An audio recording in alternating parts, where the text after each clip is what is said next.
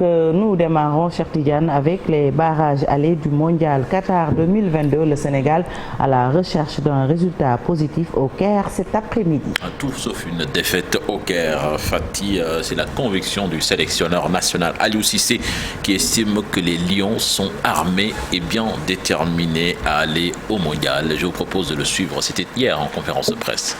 Un match facile. Capitaine Koulibaly l'a dit. Je pense qu'aujourd'hui, on est en face aussi d'une très bonne équipe, d'une très belle équipe qui est l'équipe égyptienne.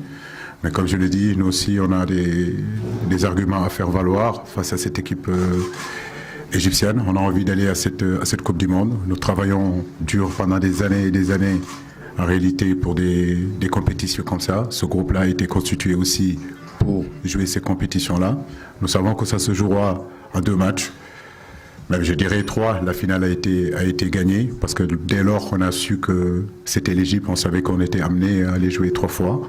Il y a un match qui a été gagné. On sait qu'il y a un deuxième match qui est très très très important, qui est ce match de demain. Mais forcément, quoi qu'il puisse se passer demain, il y aura un match décisif chez nous. Donc c'est un match aussi c'est une rencontre qu'il faut jouer avec quand même beaucoup d'intelligence. Ne pas faire n'importe quoi parce que c'est 2 matchs aller-retour. On n'ira pas en tout cas à la fleur au fusil. Mais nous essaierons en tout cas d'avoir le meilleur résultat ici pour bien aborder le match retour. Égypte-Sénégal ce vendredi au Caire, une occasion pour les Lions du Sénégal de confirmer leur suprématie en Afrique, une tâche qui n'est pas du tout facile compte tenu de la tension, de la pression et le contexte du match. Le duel Salah-Mané également qui lutte pour le titre de meilleur joueur africain constitue également une attraction dans ces barrages du Mondial Qatar 2022. Cher Saïd Boudiara. L'équipe nationale du Sénégal est devant une équation à 2 inconnus. Face au pharaon d'Égypte, au Caire, les Lions vont devoir prouver leur capacité de remobilisation et d'imperméabilité à la pression de l'adversité. 2 défis à leur portée.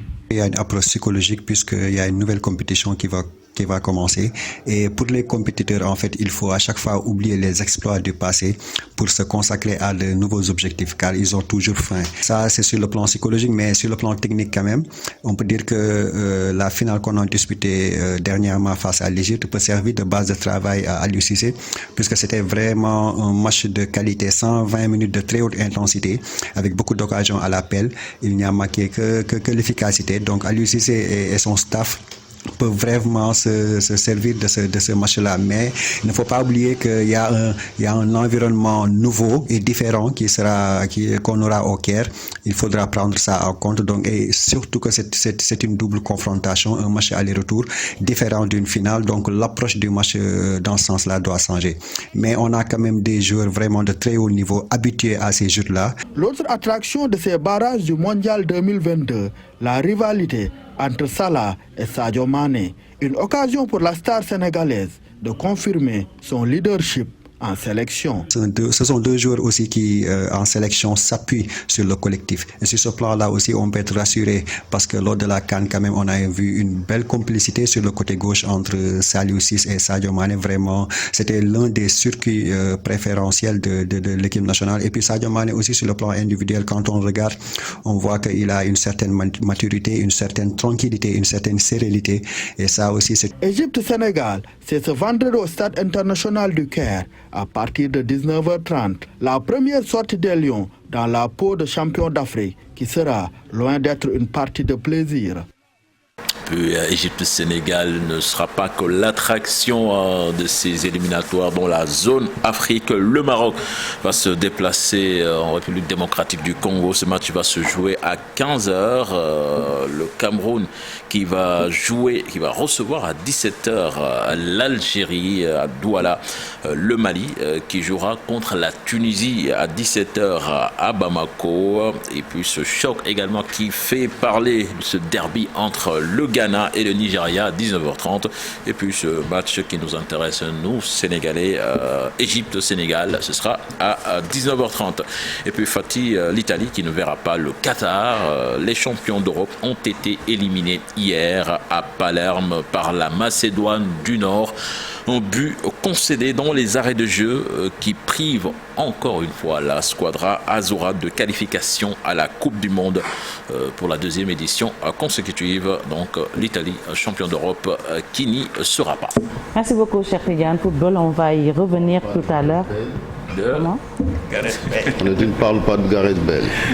On continue l'édition et on va, voilà, on en reparlera, Chérif. Mais levé du contrôle judiciaire d'Ousmane Sonko, le juge dit niet. D'après son avocat, Maître Khoureyshiba, l'ordonnance a été rendue ce mercredi et c'est hier qu'ils ont été avertis. Selon lui, les parties prenantes essaient d'obtenir dans les meilleurs délais l'audition d'Ousmane Sonko dans cette affaire de viol, l'opposant à Adji Sarr. Et puis, élection des chambres de métier du 27 mars à Kaolack, la coalition And Bokk Gëm Gëm dénonce le rejet de plus de 800 demandes de cartes de ses membres. Selon ses membres plutôt, la commission favorise le candidat sortant au détriment des deux autres. Explication dans cette correspondance signée Fally Gueye et Pape Mbaye Diao. 72 heures des élections des chambres de métiers. La coalition And Bokk Gëm Gëm fustige le déroulement des opérations de délivrance des cartes. Selon le candidat de la coalition Bokk Gëm Gëm, la commission a rejeté 870 demandes de cartes des membres de sa coalition. Nous sommes compagnons. Nous avons 890 cartes. La commission a radié plus de 890 cartes de nos membres, ce qui est anormal. Toutes ces personnes ont rempli les conditions pour obtenir la carte. Pourtant, les demandes de cartes de nos adversaires ont été validées.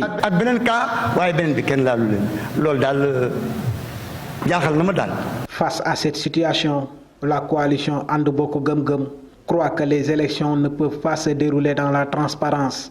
Le candidat de cette coalition interpelle les autorités compétentes. Je demande au président Macky Sall ainsi que notre ministre de tutelle de régler ce problème ou bien qu'il annule les élections. Je ne le dis pas parce que j'ai peur, mais c'est injuste ce qui se passe à Kaolack. Les élections des chambres des métiers sont prévues ce 27 mars.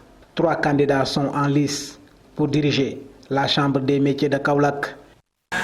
Voilà, Fatih, c'était là l'essentiel de la première tasse actu de ce matin. Merci beaucoup, cher Tidiane, pour la première tasse actu. Bien digeste. Rendez-vous tout à l'heure pour la version Wolof. Tout de suite, l'actualité hors de chez nous avec Ibou Diouf.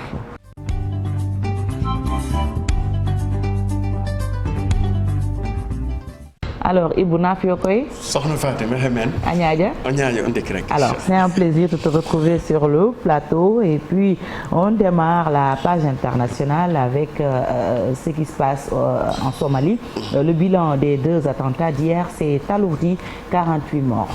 Alors que le nombre de victimes des 2 attentats survenus hier mercredi s'alourdit, la Somalie s'apprête à renforcer sa sécurité. Le bilan des 2 attentats perpétrés dans le centre du pays s'est alourdi à 48 morts, a déclaré hier jeudi le chef de l'État. Les insurgés d'Al-Shabaab affirment qu'ils visaient des hommes politiques à l'approche des élections. La première attaque dans le district de Beledweyne d'Israël a été perpétrée mercredi soir. Au Mali, les sanctions de l'UEMOA contre Bamako suspendues face à Assimi Goïta qui refuse de céder le pouvoir. Les chefs d'État ouest-africains avaient pris des sanctions fortes contre Bamako le 9 janvier dernier. Celle-ci vient d'être suspendue par la Cour de la justice de l'UEMOA, une décision qui risque de changer la donne pour le Mali et redistribuer les cartes entre Assimi Goïta et les chefs d'État ouest-africains, alors que ce vendredi, ces chefs d'État de la CEDEAO tiennent un sommet extraordinaire à Accra. Dans un tweet, le ministre des Affaires étrangères et de la coopération internationale du Mali précise que suite aux consultations avec la CEDEAO, il est revenu que le format du sommet est un huis clos entre chefs d'État. Dès lors, la participation de la délégation ministérielle malienne n'est plus nécessaire. L'ONU qui vote une nouvelle résolution qui exige la cessation immédiate de la guerre en Ukraine.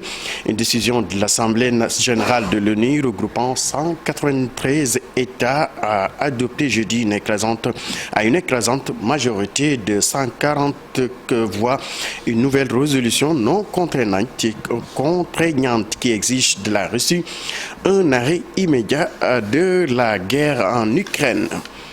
En France, ou bien la France qui affiche ses capacités de dissuasion avec le test de son nouveau missile nucléaire. La France qui a testé donc hier avec succès la version modernisée de son missile nucléaire ASMPA, ce tir d'essai dépourvu de sa charge nucléaire entre dans la composante aérienne de la dissuasion française.